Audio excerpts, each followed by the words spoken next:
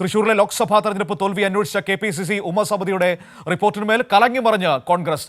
DCC president സ്ഥാനത്തേക്ക് തന്റെ പേര് ഉയർന്നു വന്നപ്പോൾ അതില്ലാതാക്കാൻ ഒരു വിഭാഗം നടത്തിയ ഇടപെടലിന്റെ ഭാഗമാണ് ഇപ്പോൾ പുറത്തുവന്ന റിപ്പോർട്ടെന്നാണ് അനിൽ അക്കര പറയുന്നത്. അതേസമയം DCC പ്രസിഡന്റ് പ്രഖ്യാപനം അടുത്തിരിക്കെ റിപ്പോർട്ട് പുറത്തു വന്നതിന് പിന്നിൽ ഉന്നത നേതാക്കൾ എന്നാണ് കോൺഗ്രസിലെ മറ്റൊരു വിഭാഗം പറയുന്നത്. ഏതായാലും ഈ രണ്ട് വിഭാഗങ്ങളും തമ്മിൽ കോൺഗ്രസിൽ വലിയ സംഘർഷത്തിലേക്ക് കാര്യങ്ങൾ പോകുന്നു എന്നാണ് അറിയാൻ കഴിയുന്നത്. ശരത് ഓങ്ങല്ലൂർ തൃശ്ശൂരിൽ നിന്ന് ഈ വാർത്തയുടെ വിവരങ്ങളുമായി നമ്മളോടൊപ്പം ചേരുകയാണ്. Sarath, good morning.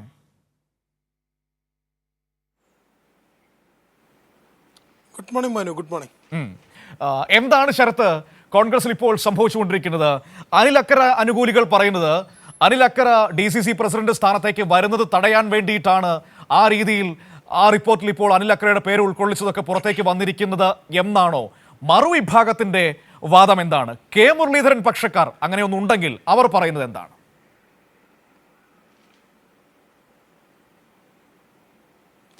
മനു, ഈ റിപ്പോർട്ട് ആദ്യം നമ്മൾ നൽകുമ്പോൾ തന്നെ പറഞ്ഞിരുന്നു, ഇത് കോൺഗ്രസിനകത്ത്, പ്രത്യേകിച്ച് തൃശ്ശൂരിലെ കോൺഗ്രസിനകത്ത് വലിയ തുടർച്ചലനങ്ങൾ ഉണ്ടാക്കിയേക്കാവുന്ന റിപ്പോർട്ടാണെന്ന്. കാരണം ഇതിനകത്ത് ആരോപണ വിധേയരായിട്ടുള്ള 4 പേരുടെ പേര് പറഞ്ഞിട്ടുള്ള 4 പേരും ജില്ലയിലെ കോൺഗ്രസിനകത്ത് പ്രമുഖ നേതാക്കളാണ്. അതായത് മുൻ MLA ആണ് ഈ പറയുന്ന അനിൽ അക്കര എന്ന് പറയുന്നത്. ഇപ്പോൾ KPCCയുടെ എക്സിക്യൂട്ടീവ് അംഗമാണ് അനിൽ അക്കര. അതുപോലെ തന്നെ TM പ്രതാപൻ, KPCCയുടെ വർക്കിംഗ് പ്രസിഡന്റാണ് TM പ്രതാപൻ. മുൻ DCC പ്രസിഡന്റായിരുന്നു ജോസ് വള്ളൂർ. മുൻ MLA-യും UDF ചെയർമാനുമായിരുന്നു MP വിൻസെന്റ്. അതായത് ജില്ലയിലെ കോൺഗ്രസിനകത്ത് വലിയ സ്വാധീനമുള്ള 4 നേതാക്കൾക്കെതിരെ വളരെ കൃത്യമായിട്ട് ഒരു അന്വേഷണ കമ്മീഷന്റെ റിപ്പോർട്ട് പുറത്തു വരുന്നത് വലിയ പ്രശ്നങ്ങൾക്ക് അല്ലെങ്കിൽ വലിയ ചർച്ചകൾക്ക് തുടക്കം കുറിച്ചിട്ടുണ്ട്.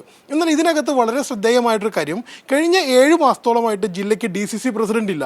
ഈ തെരഞ്ഞെടുപ്പ് തോൽവിയെ തുടർന്നിട്ട് അന്നത്തെ DCC പ്രസിഡന്റായിരുന്ന ജോസ് വള്ളൂർ അതിന്റെ ഉത്തരവാദിത്തം ഏറ്റെടുക്കുന്നു എന്ന് പ്രഖ്യാപിച്ചുകൊണ്ട് രാജിവെച്ചതിന് ശേഷം നിലവിൽ സ്ഥിരം DCC പ്രസിഡന്റ് ഇല്ല. പാലക്കാട് MP ആയിട്ടുള്ള VK ശ്രീകണ്ഠനാണ് അദ്ദേഹത്തിനാണ് ചുമതല നൽകിയിട്ടുള്ളത്. എന്നാൽ ഇപ്പോൾ സമീപ ദിവസങ്ങളിൽ തന്നെ DCC പ്രസിഡന്റിനെ പ്രഖ്യാപനം വരും എന്ന അഭ്യൂഹങ്ങൾ ശക്തമായി നിൽക്കുന്നതിനിടെയാണ് ഇത്തരത്തിലൊരു റിപ്പോർട്ട് പുറത്തു വരുന്നത്. ഈ റിപ്പോർട്ട് ഈ സമയത്ത് പുറത്തു വന്നത് അത്ര നിഷ്കളങ്കമല്ല എന്നാണ് കോൺഗ്രസിലെ വലിയൊരു വിഭാഗം കരുതുന്നത്. കാരണം അനിൽ അക്കര ഉൾപ്പെടെയുള്ള ആളുകളുടെ പേരുകൾ, അനിൽ അക്കര ഇന്നലെ ഫേസ്ബുക്ക് ലൈവിനകത്ത് പറഞ്ഞതും അത് തന്നെയാണ്, തൻ്റെ പേര് DCC പ്രസിഡന്റ് സ്ഥാനത്തേക്ക് ഉയർന്നു വന്നപ്പോൾ അത് ഇല്ലാതാക്കാൻ വേണ്ടിയിട്ടാണ് ശ്രമം എന്നാണ് പറയുന്നത്. ഇത്തരത്തിൽ അനിൽ അക്കരയ്ക്കും TN പ്രതാപനും ഒക്കെ വലിയ വീഴ്ച സംഭവിച്ചിട്ടുണ്ട് എന്ന് കോൺഗ്രസ് പ്രവർത്തകരെ അല്ലെങ്കിൽ കോൺഗ്രസിന്റെ അണികളെ കൃത്യമായി ബോധ്യപ്പെടുത്തുന്നതിന് വേണ്ടിയിട്ട് ഉന്നത തലത്തിലാണ് ഇത്തരത്തിലൊരു റിപ്പോർട്ട് പുറത്തു വരുന്നതിന് കാരണമാക്കിയത് എന്നാണ് ഇപ്പോൾ കോൺഗ്രസിനകത്തുള്ളവർ തന്നെ പറയുന്നത്. എന്തായാലും ഇതിനെ ചൊല്ലി വലിയ തർക്കങ്ങൾ കോൺഗ്രസിനകത്ത് രൂപപ്പെട്ടിട്ടുണ്ട്.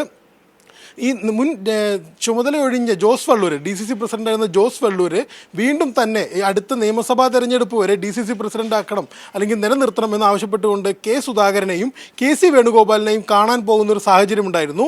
എന്നാൽ KC വേണുഗോപാലിൻ്റെ ഭാഗത്ത് നിന്ന് അത്തരത്തിൽ ഒരു ഗുണകരമായ, അത് ജോസ് വള്ളൂരിന് ഗുണകരമായ രീതിയിൽ ഒരു പരിഗണന ലഭിച്ചില്ല. എന്നാൽ സുധാകരൻ അങ്ങനെയല്ല, നേരെ തിരിച്ച് ജോസ് വള്ളൂരിന് ഒരു അവസരം കൂടി നൽകാം എന്നൊരു അഭിപ്രായക്കാരനായിരുന്നു.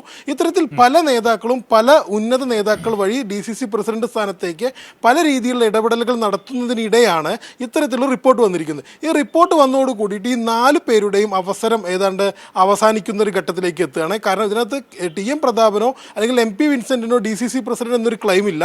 എന്നാൽ മറ്റ് 2 പേർക്കും DCC പ്രസിഡന്റ് എന്നൊരു ക്ലെയിം ഉണ്ട്. TM പ്രതാപന് അടുത്ത നിയമസഭാ തെരഞ്ഞെടുപ്പിൽ മണലൂർ, ഗുരുവായൂർ സീറ്റുകളാണ് താല്പര്യം.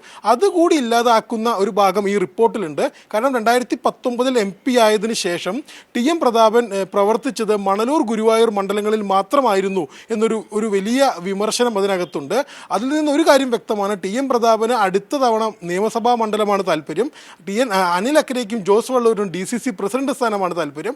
ഇതെല്ലാം ഒരുമിച്ചില്ലാതാക്കുന്ന രീതിയിലാണ് ഇത്തരത്തിലൊരു റിപ്പോർട്ട് പുറത്തു വന്നിരിക്കുന്നത്. എന്ത് തന്നെയായാലും ഇത് കോൺഗ്രസിനകത്ത് വലിയ രീതിയിലുള്ള തർക്കങ്ങൾക്കും ചർച്ചകൾക്കൊക്കെ വഴിവെച്ചിട്ടുണ്ട്.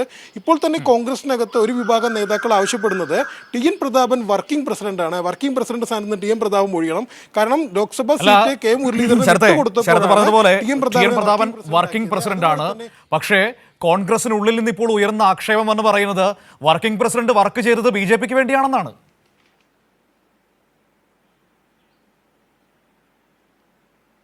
തീർച്ചയായിട്ടും അതുകൊണ്ട് തന്നെ അത്തരത്തിലൊരു വർക്കിംഗ് പ്രസിഡന്റിന് ആവശ്യമില്ല എന്ന് കോൺഗ്രസിനകത്ത് വലിയൊരു വിഭാഗം അണികളും അല്ലെങ്കിൽ പ്രവർത്തകരും പറയുന്നുണ്ട്.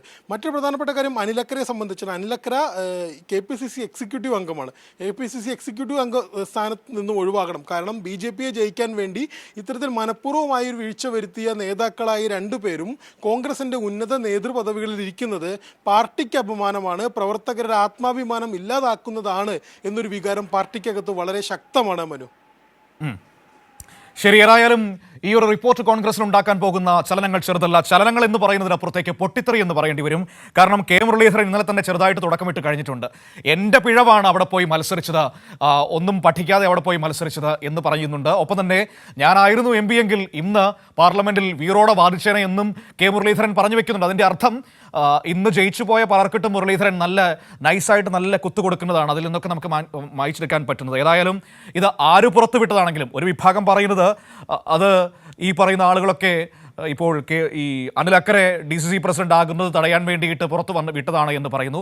അതേസമയം വ്യാജ റിപ്പോർട്ടാണെന്ന് സതീശൻ അടക്കമുള്ളവർ പറയുന്നു. അങ്ങനെ വ്യാജ റിപ്പോർട്ടാണെങ്കിൽ ഒറിജിനൽ റിപ്പോർട്ട് എന്തുകൊണ്ട് പുറത്തുവിടാൻ നിങ്ങൾ തയ്യാറാകുന്നില്ല എന്നൊരു പ്രധാനപ്പെട്ട ചോദ്യമില്ലേ? കാരണം ഇതിൽ എന്താണെന്ന് അറിയാൻ വേണ്ടിയിട്ടാണല്ലോ ഉപസമിതിയെ നിയോഗിച്ചത്. ഒന്നുമല്ലെങ്കിലും ആ കെ മുരളീധരനെങ്കിലും ബോധ്യപ്പെടുത്താനുള്ള ഉത്തരവാദിത്വം നിങ്ങൾക്ക് ഏവർക്കും ഉണ്ടല്ലോ. എന്താണ് അവിടെ സംഭവിച്ചത് എന്ന് പറയുന്നത്.